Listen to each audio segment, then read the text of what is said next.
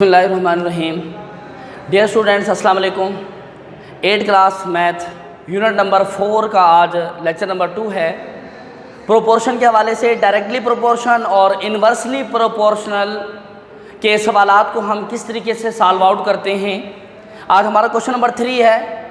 सवाल है कि if price of a carpet, एक कारपेट है, उसकी जो प्राइस है 8 metre long and 3 metre wide is ₹6,288। यानी कि कारपेट की डायमेंशन दी गई है कि 8 मीटर लंबा और 3 मीटर चौड़ा कारपेट है, उसके पैसे हैं ₹6,288। What will be price of 12 metre long and 6 metre wide. तो उसने क्या पूछा है, व्हाट विल बी प्राइस पूछी है। तो हमने कल जैसे हमने बात की थी कि जो चीज़ उसने मालूम करनी है सबसे पहले हमने उसी को राइट करना, प्राइस। यानी कि प्राइस मालूम करने, प्राइस लिख दिया। बाकी हमारे पास जो क्वेश्चन के अंदर उसकी लेंथ और विड्थ है, तो यहाँ पर मैं लिख देता हूँ लेंथ और यहाँ पर लिख देता हूँ उसकी विड्थ। प्राइस कितनी है, या यहाँ पे देखने carpet 8 metre long 8, 3 metre wide 3, ₹6,288। हमने ये क्वेश्चन के मुताबिक उसकी जो वैल्यूज़ थी उसको राइट डाउन कर लिया। अब व्हाट विल बी प्राइस, यानी कि एक्स कितने की, 12 मीटर लॉन्ग 12 और 6 मीटर वाइड यहाँ पर 6। अब ये देखिएगा कि हमने यहाँ पर जो डाटा है वो पुट कर दिया है। अब आपने याद ये रखना है कि ये जो पहले वाली वैल्यू है इसका एरो हमेशा नीचे से ऊपर होगा, और ये वाला जो हमारे पास जो हिस्सा है इसको आपने कंपेयर करना है इससे, और इसी को कंपेयर करना है इससे, दोनों से कंपेयर करना है। फर्स्ट ऑफ ऑल अब आपने ये सोचना है कि ये वाला हिस्सा आपके पास नहीं है, आपने डायरेक्ट इसको कंपेयर करना है कि अगर 8 मीटर लंबा कारपेट है उसकी कीमत 6,288 है। अब कारपेट की लेंथ क्या हो गई, ज़्यादा हो गई। अगर 8 मीटर 6,000 का है तो 12 मीटर कितने का होगा, यानी कि प्राइस ज़्यादा होगी या कम होगी, ये सवाल है। 8 मीटर लंबा है तो 6,288 का है। अगर वो कारपेट 12 मीटर लंबा हो गया तो जाहिर सी बात है कि अगर लेंथ ज़्यादा हो गई है तो उसकी प्राइस भी ज़्यादा होगी। यानी कि एक चीज़ के ज़्यादा होने से दूसरी चीज़ भी ज़्यादा हो रही है, तो जब एक चीज़ ज़्यादा हो तो उससे दूसरी चीज़ पर इफेक्ट पड़े, वो भी ज़्यादा हो रही है, तो वो डायरेक्टली प्रोपोर्शन। और डायरेक्टली प्रोपोर्शन का एरो हमेशा कैसे होता है, नीचे से ऊपर की जानिब। ये हमने एरो लगा दिया। अब सेकंड स्टेप में आपने इसको समझ लेना कि ये यहाँ पर है ही नहीं, आपने कंपेयर करना है इसको डायरेक्ट इसके साथ। यानी कि अगर 3 मीटर चौड़ा कारपेट है उसकी कीमत 6,288 रुपये है, तो अब जो कालीन है वो कितना हो गया है, 6 मीटर चौड़ा हो गया। यानी कि कारपेट की चौड़ाई ज़्यादा हो गई। अब कारपेट की चौड़ाई ज़्यादा होने से उसकी कीमत भी ज़्यादा हो जाएगी। यानी कि एक चीज़ के बढ़ने से ये चीज़ भी बढ़ जाएगी, तो दैट मीन्स के डायरेक्टली प्रोपोर्शन, तो यहाँ पर इसका एरो भी नीचे से ऊपर आ जाएगा। हम इसकी कैलकुलेशन करें, ये यहाँ पर x नीचे से ऊपर है ना, x over 6,288 which is equal to, ये दोनों आपस में मल्टीप्लाई होंगे नीचे से ऊपर, यानी कि 12 ओवर 8 मल्टीप्लाई बाय नीचे से ऊपर, तो 6 ओवर 3। नीचे वाली वैल्यू पहले, ऊपर वाली वैल्यू बाद में। हमें क्या चाहिए, हमें चाहिए x is equal to 12/8 multiply by 6/3 multiply by 6,288। यानी कि यहाँ पर ये जो 6,288 जो डिवाइड हो रहा था वो इधर आके क्या हो गया, मल्टीप्लाई हो गया। हम इनको क्रॉस वो करते हैं, काटते हैं। 3 1 जा 3, 3 2 जा 6, 2 1 जा 2, 2 4 जा 8, 4 1 जा 4, 4 3 जा 12। यानी कि x इज इक्वल टू, यहाँ पर 3 बचा, 3 मल्टीप्लाई बाई यहाँ पे 6,288 which is x is equal to 3 8 जा 24, 3 8 जा 24 प्लस 2 26, 2 कैरी, 3 2 जा 6 प्लस 2 8, 3 6 18, यानी कि 18,864 rupees. That is your required answer. Next question देखते हैं। इफ़ 15 लेबर्स, 15 मजदूर हैं, अर्न कमाते हैं रुपीज़ 67,500, 15 मजदूर कमाते हैं पैसे 67,500 रुपये इन 9 डेज, 9 दिन में। How much money, money how much money, money पूछ रहा है तो सबसे पहले मनी लिखें, जो पूछ रहा है वही लिख दो। बाकी क्या क्या चीज़ें हैं, 15 लेबर्स, यहाँ पर लेबर्स राइट कर दें। आगे 9 डेज, यहाँ पर डेज राइट कर दें। अब हमने इसकी वैल्यूज़ को पुट करना है। मनी या यहाँ पे देखिए 15 लेबर 15, अर्न रुपीज़ 67,500, वो इधर आ गया। इन 9 डेज, 9 इधर आ गया।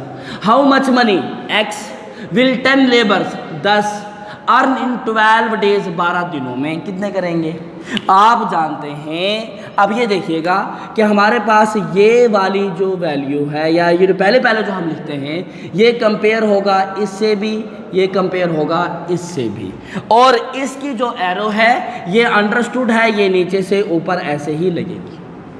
अब ये समझे कि है ही नहीं, 15 मजदूर कमाते हैं 67,500, मजदूर कम।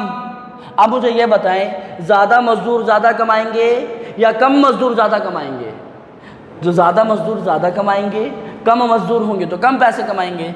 यानी कि 15 मजदूर अगर 67,500 कमाते थे तो लेबर कम होने से उनकी मनी भी कम हो जाएगी, यानी कि लेबर कम तो मनी भी कम, डायरेक्टली प्रोपोर्शन, नीचे से ऊपर एरो। अब इसको आप भूल जाएं, 9 डेज में काम किया तो 67,500 कमाया 9 दिन में। अब दिन ज़्यादा होंगे तो ज़्यादा कमाएंगे ना, यानी कि 12 डेज यानी कि दिन ज़्यादा हो गए हैं तो उनकी कमाई भी ज़्यादा होगी।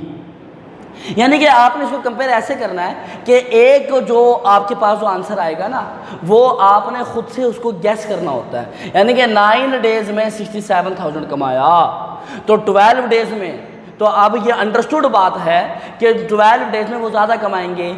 अब इसका मवाजना पहले से क्या हुआ, पहले 9 दिन थे अब 12 हो गए, दिन ज़्यादा हो गए, तो दिन के ज़्यादा होने से पैसे भी ज़्यादा। जब एक चीज़ ज़्यादा होने से दूसरी चीज़ ज़्यादा हो जाए तो डायरेक्टली प्रोपोर्शन नीचे से ऊपर एरो आ जाएगी। इसकी वैल्यूज़ को पुट कर दें यहाँ पे, नीचे से ऊपर x over 67,500 which is equal to, ये दोनों मल्टीप्लाई, नीचे से ऊपर 10 ओवर 15 मल्टीप्लाई बाय नीचे से ऊपर 12/9। अब हमें चाहिए x is equal to 10 over 15 multiply by 12/9 multiply by 67,500। अब हम इनको आपस में कट कर लेते हैं। 3 5 ज़ा 15, 3 4 ज़ा 12, 5 1 ज़ा 5, 5 2 ज़ा 10। अब ये देखें कि ये 9 पे करता है ही नहीं करता। 9 5 ज़ा 45, 9 6 ज़ा 54, 9 7 ज़ा 63, तो 9 7 ज़ा 63 बाकी बचेगा 4, कटता ही है 9 पे। 9 1 ज़ा 9 पूरा कटेगा, 9 7 ज़ा 63 बाकी 4 बचा 45, 9 5 ज़ा 45 आगे 2 0। x इज इक्वल टू 2 4 ज़ा 8 multiply by 7500। x is equal to 8 0 0 8 0 8 5 ज़ा 40, 4 कैरी 60, तो 60,000 रुपीज़ अब वो कमाएंगे। यानी कि लेबर कम है, दिन ज़्यादा हो गए तो अब वो 60,000 रुपीज़ कमाएंगे। तो ये आपका रिक्वायर्ड आंसर है इसका। अगला क्वेश्चन है, if 70 men complete a wall of 150 metre length in 12 days, 70 आदमी 150 मीटर लंबी दीवार को बनाते हैं 12 दिनों में। हाउ मैनी मैन, क्या पूछा है, मैन पूछा है, आदमी पूछ रहा है कितने हैं, तो जो पूछा है वही लिखो यहाँ पर मैन, हाउ मैनी मैन। आगे बाकी हमारे पास क्या है, लेंथ ऑफ वॉल है तो लेंथ लिख दें, आगे डेज है तो यहाँ पर डेज लिख दें। हम अपनी वैल्यूज़ को पुट करते हैं। 70 man 70, wall 150 metre length 150, 12 days 12। How many man x length complete the length of 600 metre 600 in 30 days 30 compare करेंगे। ये पहली वाली जो एरो है अंडरस्टूड है, नीचे से ऊपर बनेगी, और इसको हमने कंपेयर करना है इससे भी और इससे भी। ये आखिर वाला समझे कि आपके पास नहीं है। अब ये देखें 150 मीटर लेंथ की दीवार 70 आदमी बनाते हैं, 70 मैन मिलकर 150 मीटर लेंथ बनाते हैं। अब दीवार हो गई 600 मीटर लेंथ, तो उसके लिए ज़्यादा बंदे चाहिए होंगे, यानी कि दीवार ज़्यादा लंबी हो गई है तो बंदे भी ज़्यादा चाहिए। तो एक लेंथ के बढ़ने से बंदे भी बढ़ गए, एक चीज़ बढ़ रही है दूसरी चीज़ भी बढ़ जाएगी, ये तो डायरेक्टली प्रोपोर्शन नीचे से ऊपर है। इसको भूल जाएं। 12 दिन में 70 आदमी काम करते हैं तो मुकम्मल होता है काम। यानी कि इसको गौर से देखिएगा कि 12, ये तो है नहीं ना यहाँ पे, 12 डेज में 70 मैन काम करते हैं तो काम पूरा होता है। अब आपने काम करना है कितने दिनों में? 30 दिनों में, 30 डेज में। तो बंदे ज़्यादा करेंगे या कम करेंगे? अब एक बात ये सोचिएगा, 12 और 30 का ही हम मुवाज़ना करते हैं, ठीक है। एक कमरा है ये वाला, ये कमरा बनाना है। आपने इस कमरे को बनाया, फॉर एग्जांपल डेज और मैन, 12 दिन में ये कमरा बन गया।